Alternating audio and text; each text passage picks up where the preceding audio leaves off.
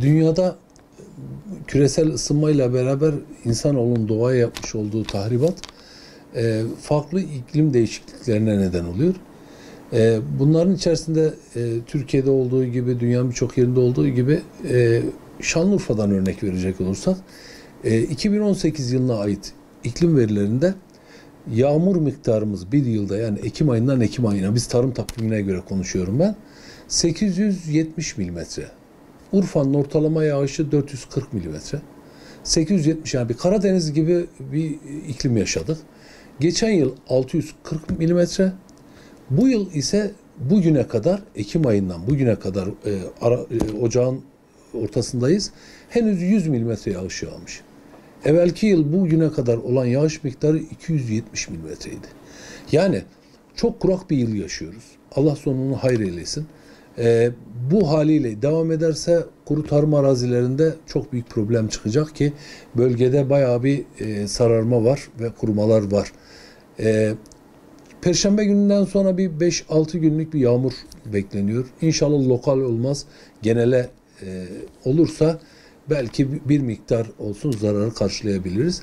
Şimdi biz kuraklığı bundan sonra her yıl yaşayacakmış gibi hazırlıklı olmamız şart. Çünkü dünyada artan nüfusla beraber azalan su miktarı ve yağışların ya da doğal olayların akışı bir şekilde etkileniyor. Biz normalde ülkemizdeki su miktarını ne kadar hesaplı kullanabilirsek o kadar iyi. Bir ülkedeki kişi başına düşen su miktarı 1500 metreküptür. Normaldir. Ama bizim şu anda 1412 metreküp.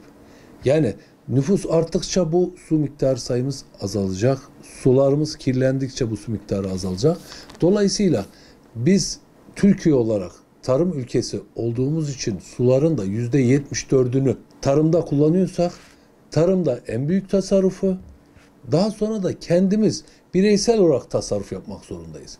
Ben artık duşa girdiğimde, duş yaptığım zaman suyu açıyorum. Sabunlarsam, life alırsam kapatıyorum. Tıraş olurken yüzümü yıkıyorum. Tıraş oluyorum, yıkarken bir daha açıyorum. Dişimi fırçalarken onu yapıyorum.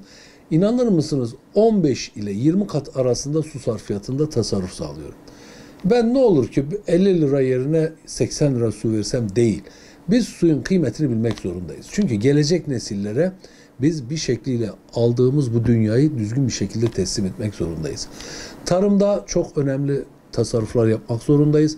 Az önce söylediğiniz gibi bugün Siverek, Atatürk Barajı, Harran, bunların hepsinde bir miktar baraj göletlerinden sular alınıyor. Ama bugün İç Anadolu'ya gittiğinizde %80'i kuru tarım arazisi. Biz Urfa olarak çok şanslıyız. İyi bir ürün deseni, iyi bir tarımsal faaliyet yaptıksa Türkiye'deki, hatta dünyadaki tarıma sahip çıkabiliriz. Önemli olan suyu, girdileri ekonomik kullanabilmek ve en yüksek verimi elde edebilmek. Bunun için çalışmak zorundayız. Aksi takdirde gelecek nesillerimiz tehlikeye girecektir.